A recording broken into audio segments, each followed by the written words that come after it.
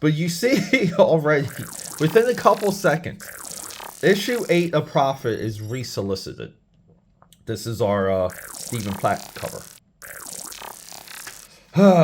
So, War Games Part 2 or 3. War Games is Prophet versus Bloodstrike. So, we already have solicited, announced, never happens. Solicited, announced, never happens. Resolicitation.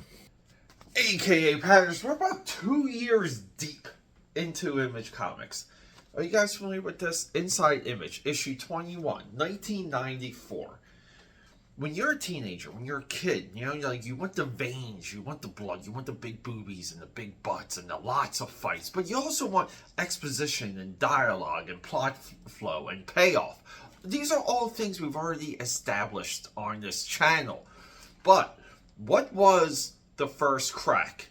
We're going, oh jeez, crack kills. This is crack killing Image Comics. What is it? What am I talking about? Let's get into it.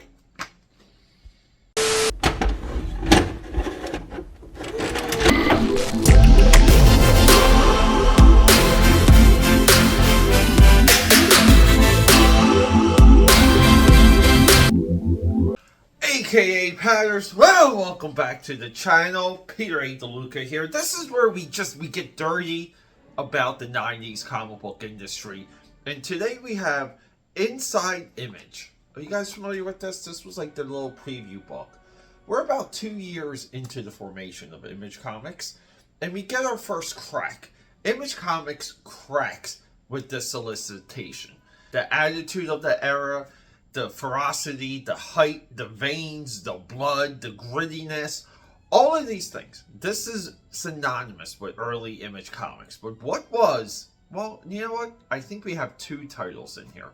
What were the two titles that broke the theme of early Image Comics, that took readers out of the company, that made readers believe that Image Comics was less of an inside club and just more of an industry publishing, whatever.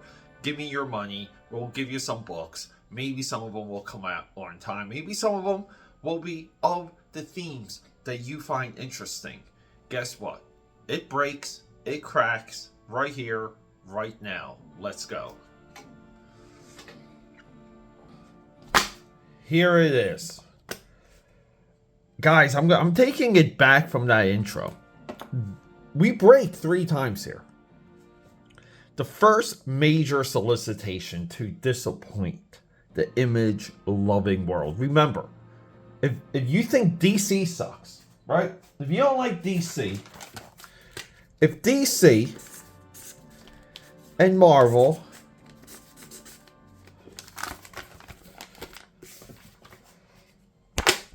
AKA Patters, Image Comics here, we have, it's 1994, and we break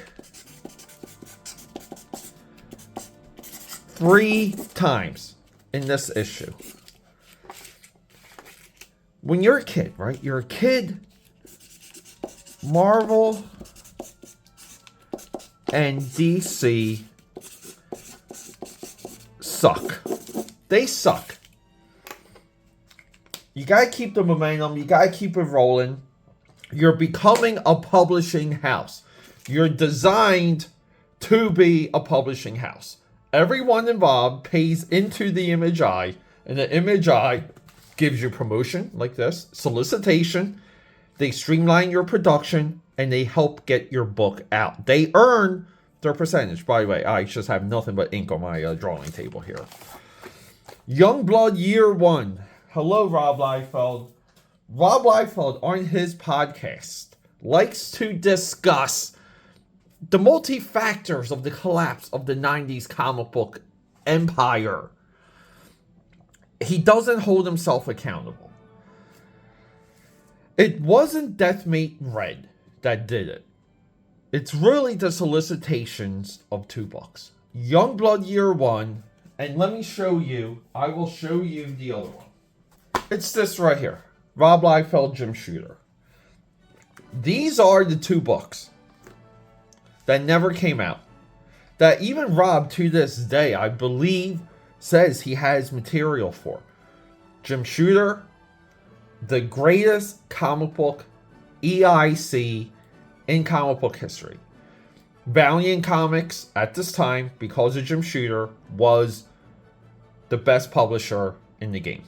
Story, everything, right? Jim Shooter leaves Valiant, goes into Defiant Comics. Warriors of Plasma, great stuff. Dark Dominion, great stuff. Jim Shooter knows how to do comics, and unlike any human being that ever lived on planet Earth. For Youngblood Year 1, Rob Liefeld gets the help of Kurt Busiek off of his Marvel stuff. You guys know Alex Ross. So he's getting Kurt Busiek, who is a comic book historian in his own right. And Kurt Busiek can draw it all together. He pulls it all together. Kurt Busiek's greatest work is bringing Iron Man back post Heroes Reborn, post Onslaught. The Iron Man continuity as a character was the worst you can ever imagine. And Kurt Busiek is the guy that brought that back. So we have this, right? And then on the flip side, so we're done with the Liefeld talk. So part of this is you have to be consistent to maintain your audience. Rob Liefeld does, he's doing good stuff here. He's feeding the beast. This is what the kids want. The kids want helicopters and smoke and fire and Bloodstrike that looks like this. They want Crypt.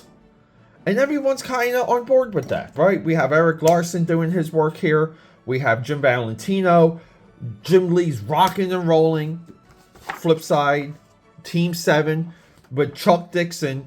Chuck Dixon, similar to Kurt Busiek, creates the entire backstory of the Wildstorm universe. What he does with Team 7, Marvel was trying to do with Wolverine, Omega Red, Sabretooth, and Maverick. They were trying to establish a pre-military history with a current superhero team.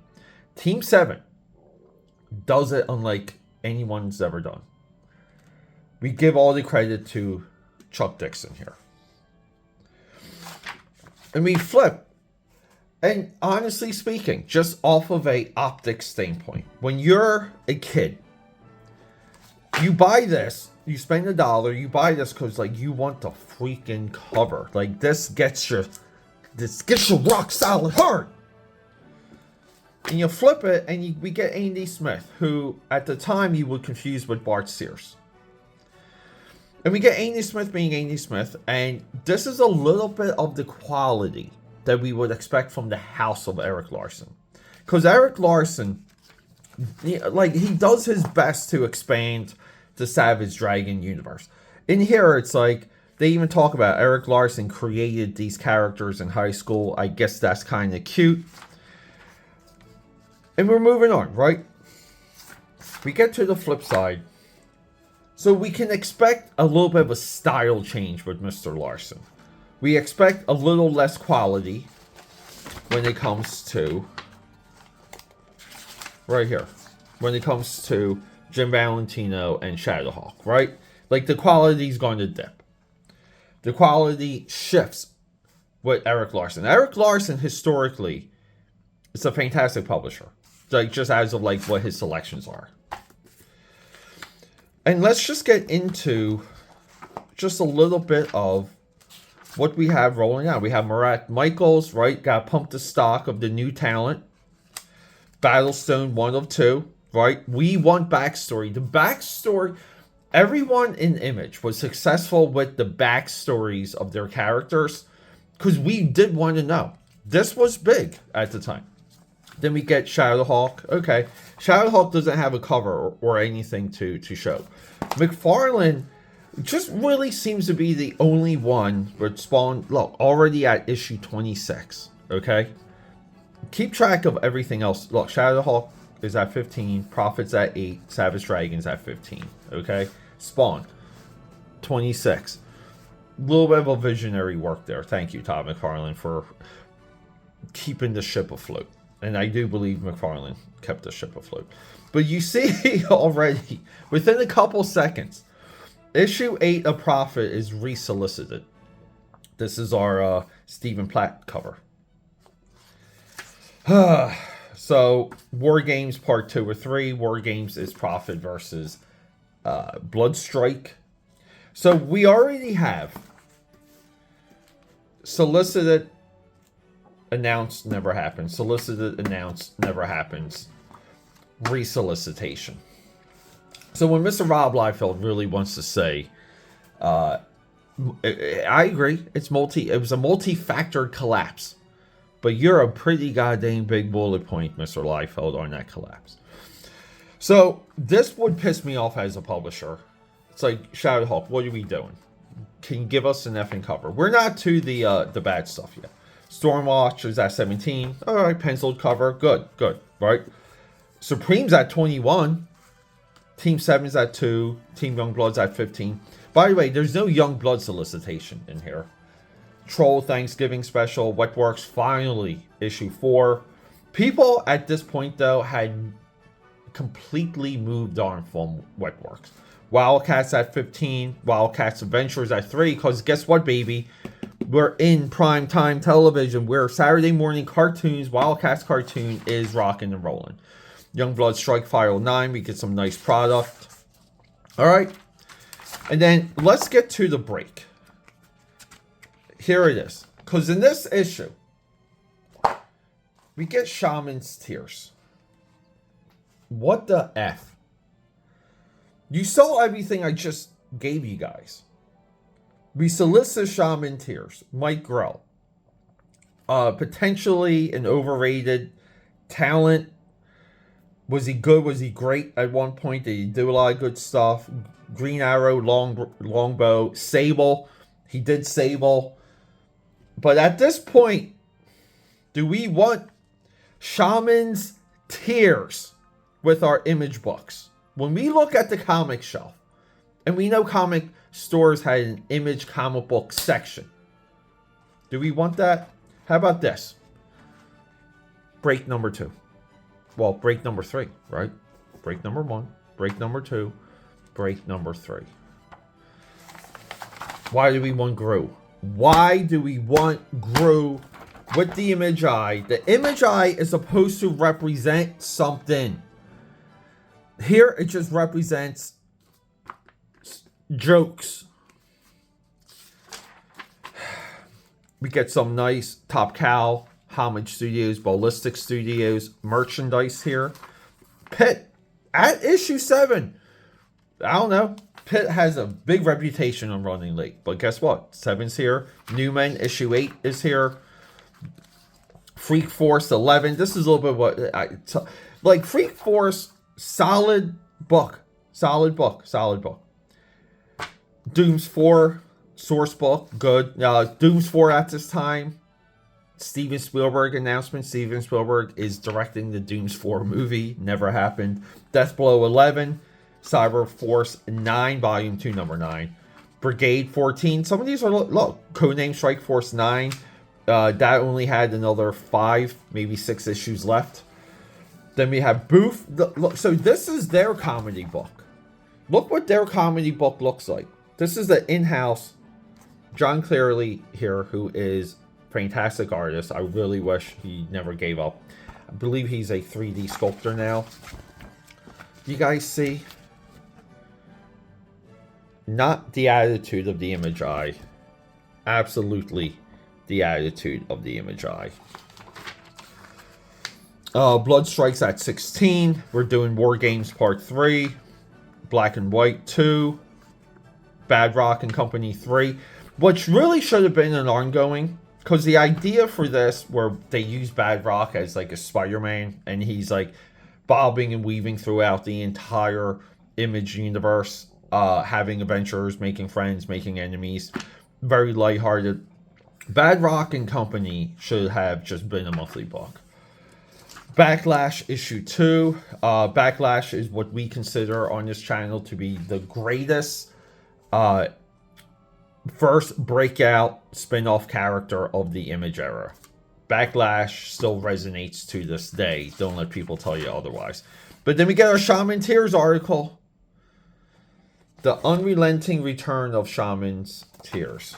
Like, what the frig? And then we get, again, Amy Smith is always good, though. I was just always, even to this day, I'm just confused why he had a Bart Sears style. I know they did work together, right? I believe they even shared studio space. Maybe I'll tweet them. Maybe I want to know that. But people, the collapse of Image Comics started here. So go to eBay. Let's have an AKAPAD effect. Get yourself Inside Image issue 21 and see the break